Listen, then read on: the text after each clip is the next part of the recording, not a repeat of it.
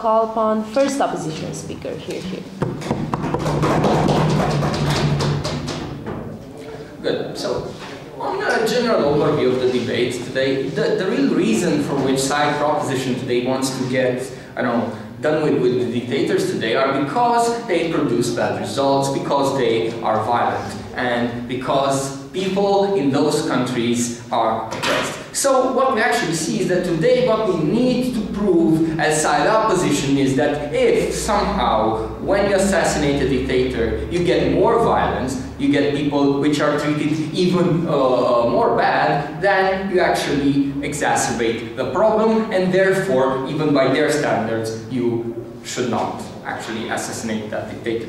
So this is exactly what we are going to try to prove today. And our case philosophy is that you cannot achieve good means through bad results. We say that you cannot bring trust in the system, you cannot bring a change in the perspectives of people, you can't bring closure of the conflict through an action that is in and of itself an action of war. What you are going to do is to prolong the problem because you didn't differentiate what you actually do from the ongoing state of war. You don't change the people, you don't change the system. So I'm going to talk to you today about, first of all, perspectives and how people will still consider they are in a state of conflict, still behave as such, and therefore the second argument is the clear result of this, they are going to bring more violence to the system. Also, my teammate number two, the second opposition, is going to present the implication for the international system of relations and UN and so forth. But first of all, quite a little rebuttal. So they say that, dictators are centralizers of power, and that today they control all that country. Okay, but let's see why and how they actually got there. Let's see what the real problem is. And ladies and gentlemen, we say that lunatics are everywhere. Power grabbers are everywhere. You have extremists even in France with Jean-Marie Le Pen and all that, but somehow, just somehow, dictators are existent only in the third world. Why is this? Because the system allows them to get there. We'll tell you that in countries which don't have a legal system developed, which don't have a civic culture, it is easy to play the old Austrian game of divide et impera. What you actually do in this system is you take one group of the population, you give them benefits, and you turn them against the others. So what you create is you create a system, as a dictator, you create a system that supports you.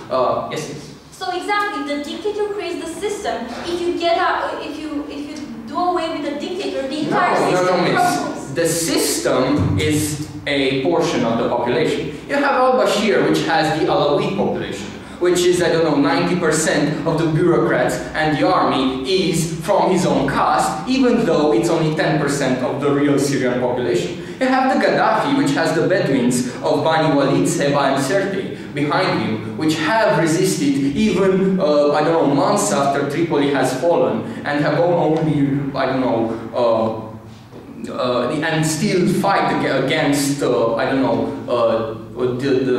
National Transitional Council, even though, Gaddafi is actually dead. And you have the Bahrain dictators, which are a Shia population, and which give benefits to the Shia minority against the Sunni majority. So what we actually say is that dictators are created through a system of people, through a population of people, be it the army or a minority, that want to grab power, and they are used to having the benefits that the dictator bestows upon them. So what this is going to mean is going to mean that the actual powerful leader that the country needs is going to be another military dictator, because it's going to lead to a power struggle. But you're going to understand that furthermore in my own case. So my first argument is that of perspectives. Okay? So what we actually see is that when you don't use good means, when you don't use a public trial, for instance, to signal the fact that the war is over, the perspectives of the people in that country are not going to change. They are still going to consider their country in war, and they're going to act as such.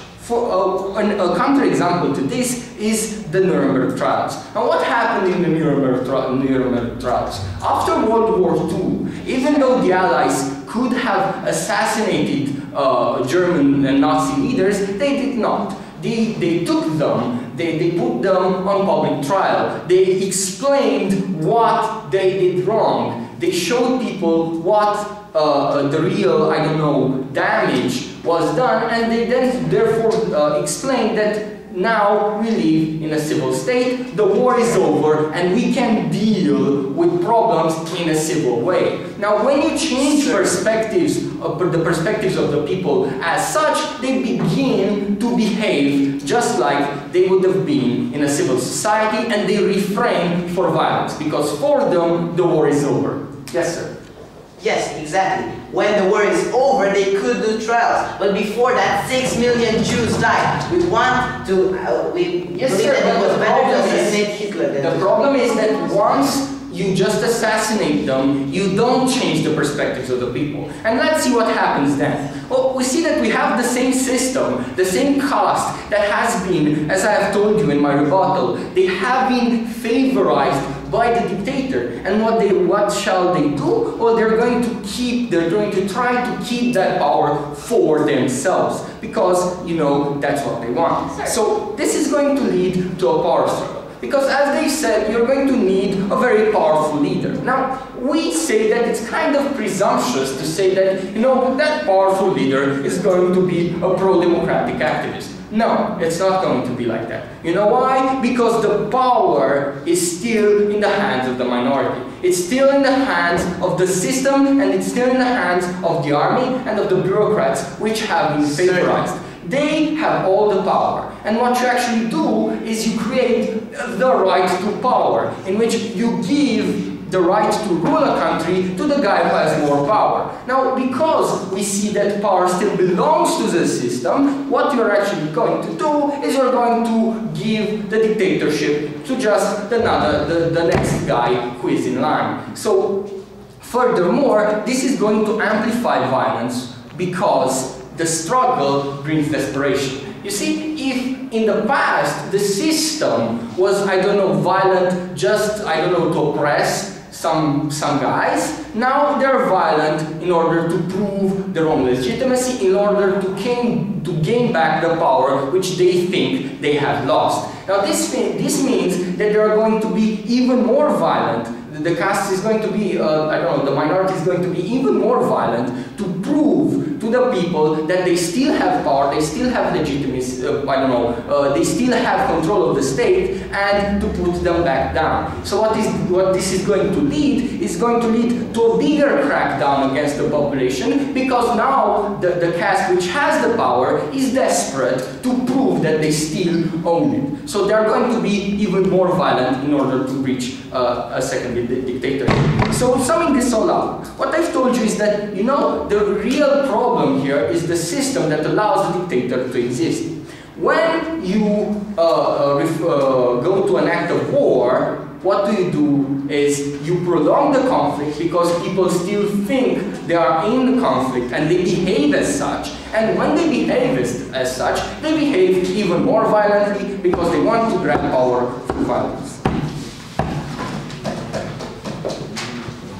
Thank you.